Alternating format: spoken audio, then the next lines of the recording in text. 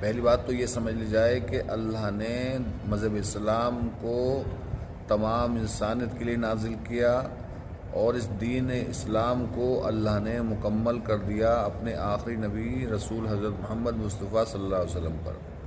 اب کسی کو اس بات کی گنجائش اور اجازت نہیں ہے کہ کوئی اس میں کمی یا زیادتی کرے، اور اسلام کے فالوور بھی یہ بات سمجھ لیں کہ یاد رکھیں کہ اس دین میں اعتدال کو اللہ نے پسند کیا ہے، اور اعتدال کیا ہے یہ بھی رسول اللہ کی سیرت سے ہی ہمیں معلوم ہو جائے گا۔ آپ کی خدمت میں ایک روایت کا خلاصہ عرض کرتا ہوں۔ آپ علیہ السلام کی اس روایت میں ہمیں سبق ملتا ہے کہ ہمیں اعتدال کس طرح قائم کرنا ہے۔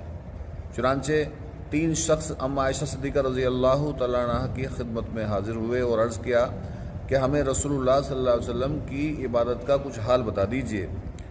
ام عائشہ صدیقہ رضی اللہ تعالیٰ عنہ نے رسول اللہ صلی اللہ تعالیٰ علیہ وسلم کی عبادت کا حال ان حضرات سے ذکر کر دیا۔ عبادات کا حال سن کر ان تینوں شخصوں نے رسول اللہ کی عبادت کو کم سمجھا اور ان کو ہلکا سمجھا۔ ان میں سے ایک شخص بولا کہ وہ تو اللہ کے نبی ہیں، اور ان کو تو اللہ تعالیٰ نے نبی اور رسول بنایا ہے، ان کی عبادت کا تو کوئی مسئلہ نہیں ہے، ہم امتی ہیں، ہمیں اور زیادہ عبادت میں منہمک رہنا چاہیے۔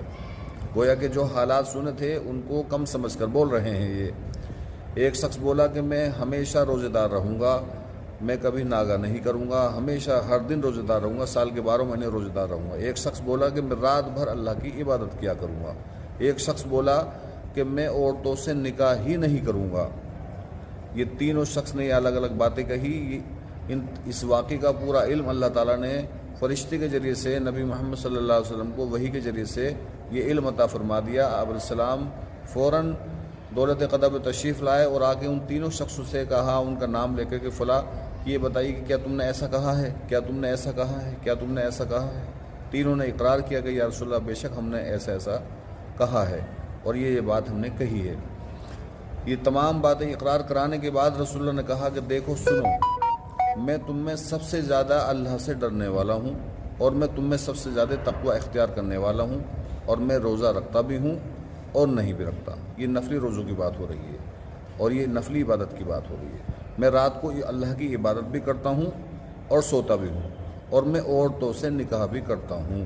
اور آگے آپ علیہ السلام نے فرمایا کہ یہی میری سنت ہے، اور جس نے میری سنت سے اعراض کیا وہ ہم میں سے نہیں ہے، یعنی وہ ہماری کامل اتباع کرنے والوں میں سے نہیں ہے۔